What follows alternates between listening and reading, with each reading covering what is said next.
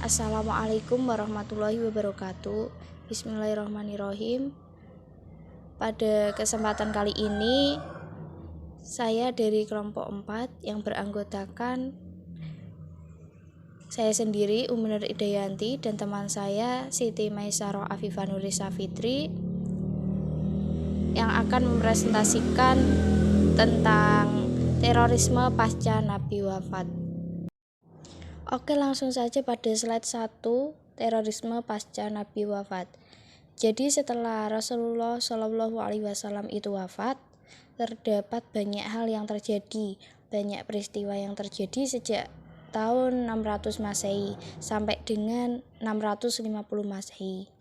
Peristiwa-peristiwa tersebut mencakup fitnah dan perang sipil yang kemudian membentuk identitas dan pemikiran Islam yang berkembang sejak saat itu, yaitu sejak pada saat Nabi Muhammad SAW ada, dan tidak pernah menetapkan siapa yang akan menggantikannya.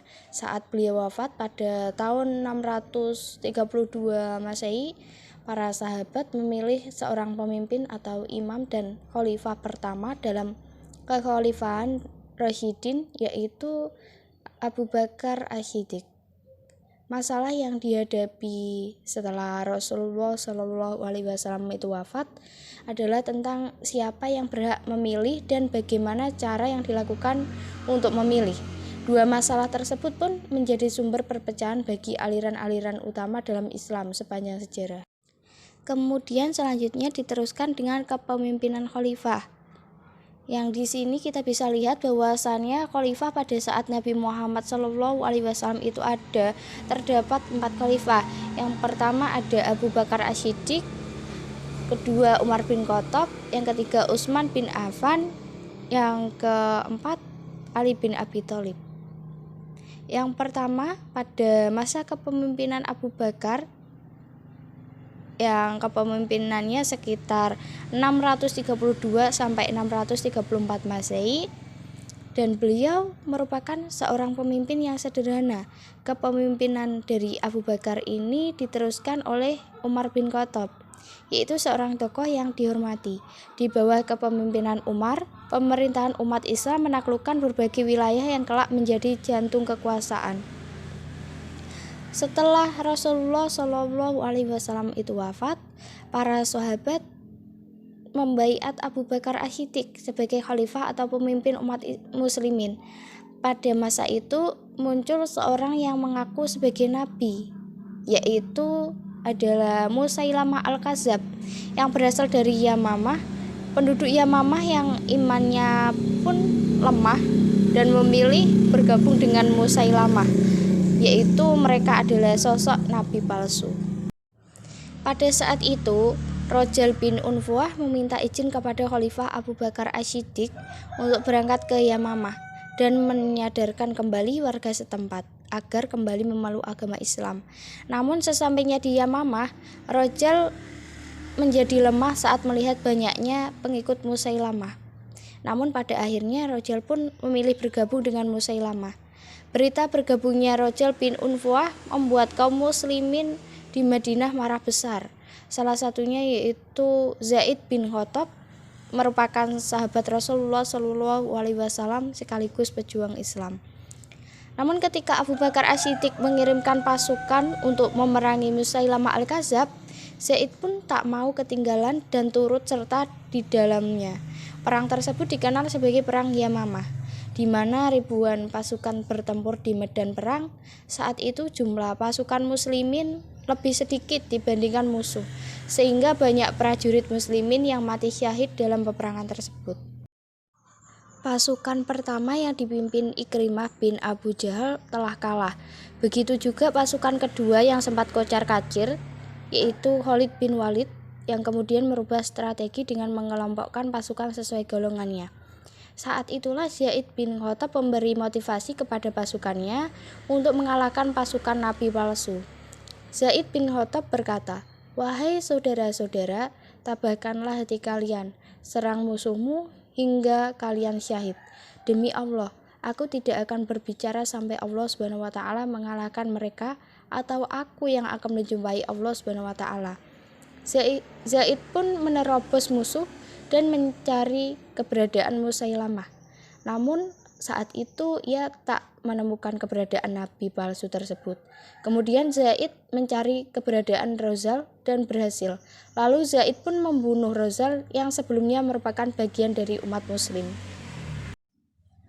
Kematian Rozal telah membuat pasukan musuh menjadi lemah, sedangkan pasukan muslimin menjadi sangat termotivasi untuk kembali melakukan penyerangan.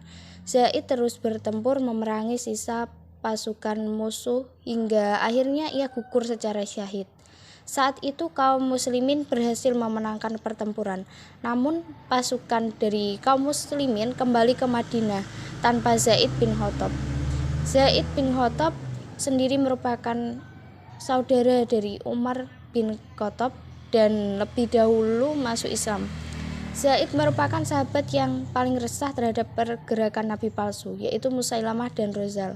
Dia merupakan sosok yang sangat luar biasa kuat dalam perang Yamamah. Zaid selalu mencari cara untuk mengalahkan tim lawan, hingga pada akhirnya ia gugur dalam peperangan tersebut. Sebelumnya, dalam perang Uhud, Zaid sempat kehilangan baju perangnya. Maka Umar bin Khattab datang menawarinya baju perang. Dia pun berkata, "Aku ingin meragukan manisnya mati syahid sebagaimana yang engkau inginkan."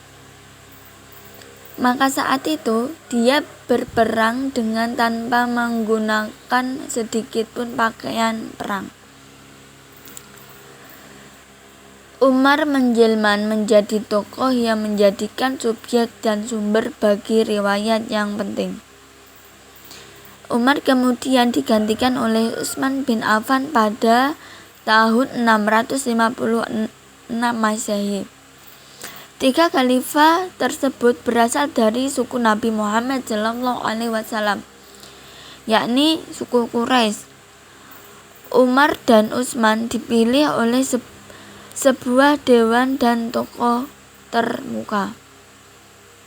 1 hari setelah Nabi Muhammad SAW wafat, terjadi ketegangan dan perselisihan antara kaum Ansar dan kaum Muhajirin mengenai siapa yang pantas menggantikan pemimpin Nabi Muhammad SAW. Kaum Syiah menggugat kaum Sunni sebagai pembunuh cucu Nabi Muhammad SAW dan menganggap telah murtad. Kaum Sunni pun menuduh kaum Syiah yang telah sesat. Terdapat kaum Syiah yang meyakini bahwa Ali bin Abi Thalib adalah satu-satu pengganti Nabi Muhammad SAW yang sah berdasarkan pada ia yang telah ditetapkan oleh Nabi Muhammad SAW sebagai penerus melalui penunjukan. Pada masa Bani Umayyah ada beberapa aliran seperti Mu'tazilah yang bersikap netral atas perselisihan antara Ali bin Abi Thalib dan Utsman bin Affan. Aliran lainnya, Murji'ah atau kaum menunda, lebih memilih bersikap netral dalam perselisihan tersebut. Mu'tazilah dan Murji'ah adalah 2 kelompok Islam yang mengadopsi sebuah konsep keanggotaan yang toleran dan inklusif. Murji'ah berpendapat bahwa seorang pendosa pun akan tetap muslim, sementara Murji'ah menyatakan bahwa pendosa besar berada pada posisi iman dan kafir. Kelompok Khawarij meyakini hal yang berlawanan dengan Mu'tazilah adalah Murji'ah. Khawarij memiliki anggapan bahwa seseorang yang menyimpan dari iman atau tatanan moral akan menyebabkan orang tersebut menjadi murtad. Banyak perbedaan terdapat yang muncul setelah Rasulullah SAW wafat.